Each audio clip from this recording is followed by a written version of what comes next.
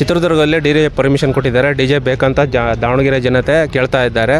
ಇದ್ರ ಬಗ್ಗೆ ನಿಮ್ಮ ಅನಿಸಿಕೆ, ದಾವಣಗೆರೆಯಲ್ಲಿ ಕೊಡ್ಬೋದಾ ಅಥವಾ ಕೊಡೋಂಗಿಲ್ಲ, ಅದು ಏನು ಆ ಥರ ಆಗ್ಬೋದಾ? ದಯಮಾಡಿ ದಾವಣಗೆರೆಗೆ DJ ಕೊಟ್ಟರೆ ತುಂಬ ಖುಷಿ ಆಗುತ್ತೆ. ಪ್ರತಿಯೊಬ್ಬರು ಕಾಯ್ತಾ ಇದ್ದಾರೆ DJಗೋಸ್ಕರ. ಮೊನ್ನೆ ಚಿತ್ರದುರ್ಗದಲ್ಲಿ ನಡೆದಿರೋದಕ್ಕೆ ಎಲ್ಲರೂ ಖುಷಿ ಪಟ್ಟಿದ್ದಾರೆ. ಅದಕ್ಕಿಂತ ಹೆಚ್ಚಾಗಿ ಪ್ರತಿ ಹಳ್ಳಿಯಿಂದ ದಾವಣಗೆರೆಗೆ ಮೇನಾಗಿ ಎಲ್ಲರೂ ಬರೋದು. ಹಂಗಾಗಿ DJ ಅವಕಾಶ ಕೊಡಲೇಬೇಕು. ದೊಡ್ಡರಲ್ಲಿ ವಿನಂತಿ ಮಾಡಿಕೊಳ್ಳುತ್ತೇನೆ, ಪ್ಲೀಸ್ DJ ಕೊಡಿ.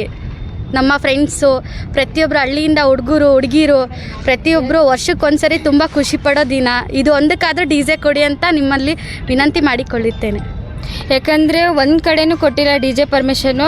ಸೊ ಇವಾಗ ಇಲ್ಲಿ ಚಿತ್ರದುರ್ಗದಲ್ಲಿ ಸ್ವಲ್ಪ ಕೊಟ್ಟರು, ಇವಾಗ ಇಲ್ಲಿ ಸಹಿತ ಕೊಟ್ಟರು ಅಂತಂದರೆ ಬೇರೆ ಬೇರೆ ಊರ ಕಡೆಯಿಂದ ಎಲ್ಲರೂ ಸಹಿತ ಇಲ್ಲಿ ಬಂದುಬಿಟ್ಟು ತುಂಬಾ ಕ್ರೌಡಾಗಿ ಸೊ ಡ್ಯಾನ್ಸ್ ಮಾಡೋಕ್ಕೆ ಇಷ್ಟಪಡ್ತಾರೆ. ಯಾಕಂದರೆ ಎಲ್ಲ ಕಡೆನೂ ಕೊಟ್ಟಿಲ್ಲ.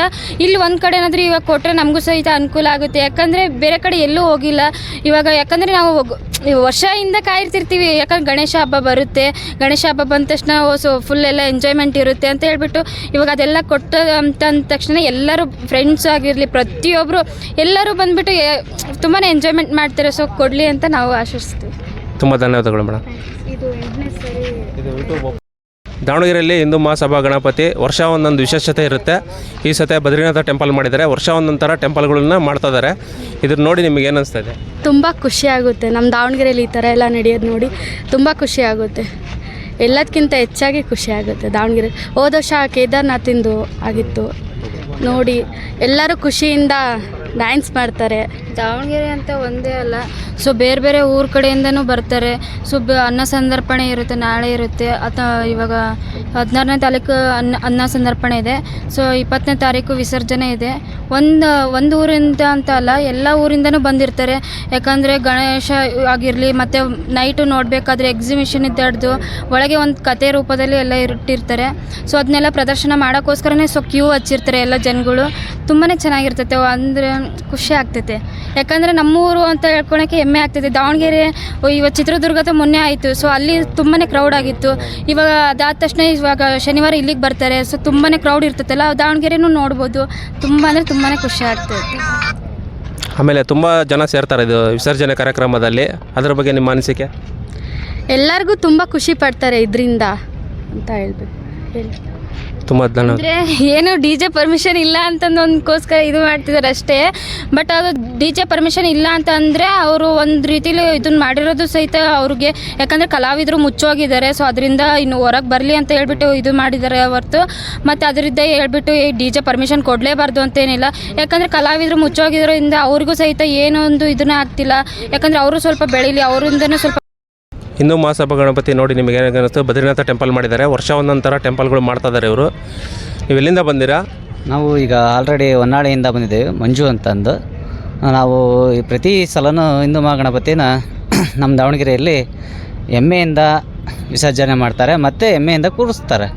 ಆ ಕಾರಣಾಂತರದಿಂದ ನಾವು ಸುಮಾರು ವರ್ಷದಲ್ಲಿ ಒಂದು ಹಿಂದೂ ಮಹಾಗಣಪತಿ ಹೋಗೋವರೆಗೂ ಕೂಡ ಸುತ್ತಮುತ್ತಲು ಜಿಲ್ಲೆಗಳಿಂದ ಹಾಗೂ ತಾಲೂಕುಗಳಿಂದ ಹಾಗೂ ವಿದ್ಯಾರ್ಥಿಗಳು ಹಾಗೂ ಭಾರಿ ಖುಷಿಪಟ್ಟು ಕಾದಿದ್ದು ಕಾತರದಿಂದ ಸಂಜೆವರೆಗೂ ಇದ್ದು ಎಲ್ಲ ವ್ಯವಸ್ಥೆ ಇರುತ್ತೆ.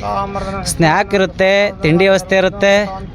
ಹಾಗೂ ಪ್ರತಿಯೊಂದನ್ನು ಮಕ್ಕಳಿಗೆ ಕ್ರೀಡೆ ಆಗಿರ್ಬೋದು, ಅದಿರ್ಬೋದು. ನಮ್ಮ ದಾವಣಗೆರೆ ಸಾರ್ವಜನಿಕ ಹಿಂದೂ ಮಹಾಸಭಾ ಗಣಪತಿ ಟ್ರಸ್ಟ್ ವತಿಯಿಂದ ಎಲ್ಲ ಕಾರ್ಯಕ್ರಮಗಳನ್ನು ಇಟ್ಟಿರ್ತಾರೆ. ಆದರೂ ವಿಶೇಷವಾಗಿ ಭಾನುವಾರ ಮತ್ತು ಶುಕ್ರವಾರ ಸಂಜೆಯಿಂದ ಶನಿವಾರ ಭಾನುವಾರದವರೆಗೂ ಕೂಡ ಮಕ್ಕಳಿಗೆ ಕ್ರೀಡೆಯಲ್ಲಿರ್ಬೋದು, ಗಣಪತಿ ಪೆಂಡಲಿ ಬರ್ಬೇಕಂದ್ರೆ ಒಂಥರ ವಿಶೇಷವಾಗಿ ಖುಷಿ. ಅವರಿಗೆ ಗಣೇಶನ ನೋಡೋಕೆ ಹೋಗ್ಬೇಕು, ದಾವಣಗೆರೆಗೆ ಹೋಗ್ಬೇಕು ಅಂತಂದು ಶುಕ್ರವಾರ ಹಿಂದಿನ ದಿನವೇ ಊಟ ವಸತಿ ಎಲ್ಲ ತಯಾರು ಮಾಡ್ಕೊಂಡು ವೆಹಿಕಲ್ ಮಾಡ್ಕೊಂಡು ಬಂದು ದರ್ಶನ ಪಡ್ಕೊಂಡು ಆ ನಂತರ ಮಕ್ಕಳಿಗೆ ಆಟ ಅದು ಕ್ರೀಡೆಯನ್ನು ಆಡಿಸ್ಕೊಂಡು ಹೋಗ್ತಾರೆ. ಅದು ನಮಗೆ ತುಂಬ ವಿಶೇಷ. ಅಂದರೆ ಪ್ರತಿ ವರ್ಷದಂತೆ ಈ ವರ್ಷವೂ ಸಹ ಮಳೆ ಇಲ್ಲದ ಕಾರಣ ಒಳ್ಳೆ ಚೆನ್ನಾಗಿ ನಡೀತಾ ಇದೆ. ಮಳೆ ಇದ್ದಿದ್ರೆ ಬರಲಿಕ್ಕೆ ಆಗ್ತಿರ್ಲಿಲ್ಲ, ಮಕ್ಕಳಿಗೆಲ್ಲ ತೊಂದರೆ ಆಗ್ತಿತ್ತು. ಮಳೆ ಒಳ್ಳೆ ಬರೋ ಕೊಟ್ಟಿದೆ. ಈ ಸಲನೂ ಕೂಡ ನಮ್ಮ ದಾವಣಗೆರೆಯಿಂದ ಒಳ್ಳೆ ಅದ್ಧೂರಿಯಾಗಿ ಗಣೇಶ ವಿಸರ್ಜನೆ ಆಗೋ ದಿವಸ ಒಂದು ದಿವಸ ಮಳೆ ಬರಬಾರ್ದು. ತಮ್ಮಲ್ಲಿ ಎಲ್ಲ ಭಗವಂತನಲ್ಲಿ ಕೇಳ್ಕೊಳ್ಳೋದಿಷ್ಟೇ, ಗಣೇಶ ವಿಸರ್ಜನೆ ವೇಳೆಯಲ್ಲಿ ಯಾವುದೇ ತೊಂದರೆ ಆಗಲಾರ್ದಂಗೆ ಸಸೂತ್ರವಾಗಿ ಹೋಗ್ಬಿಟ್ರೆ ನಮಗೆ ಅದಂಥ ಖುಷಿ ಯಾವುದೇ ಇಲ್ಲ. ಹಾಗೆ ಸಾವಿರಾರು ಜನ, ಸಹಸ್ರಾರು ಸಂಖ್ಯೆಯಲ್ಲಿ ಹಳ್ಳಿಯಿಂದನೂ ಬರ್ತೇವೆ. ಗಣೇಶೋತ್ಸವ ಮೆರವಣಿಗೆ ವಿಸರ್ಜನೆ ಮಾಡಲಿಕ್ಕೆ ನೋಡಲಿಕ್ಕೆ ಕುಣಿಲಿಕ್ಕೆ ಬರ್ತೀವಿ. ಆದರೆ ಒಂದು ಬೇಜಾರಾದಂಥ ಸಂಗತಿ ಏನಂದರೆ ಡಿ ಜೆ ವ್ಯವಸ್ಥೆ ಒಂದಿಲ್ಲ. ಆದರೂ ನಮ್ಮ ಸಾಂಸ್ಕೃತಿಕ ಕ್ರೀಡೆಯಲ್ಲಿ ನಾವು ವಿಶೇಷವಾಗಿ ಆಸಕ್ತಿ ಹೊಂದಿದ್ದೀವಿ.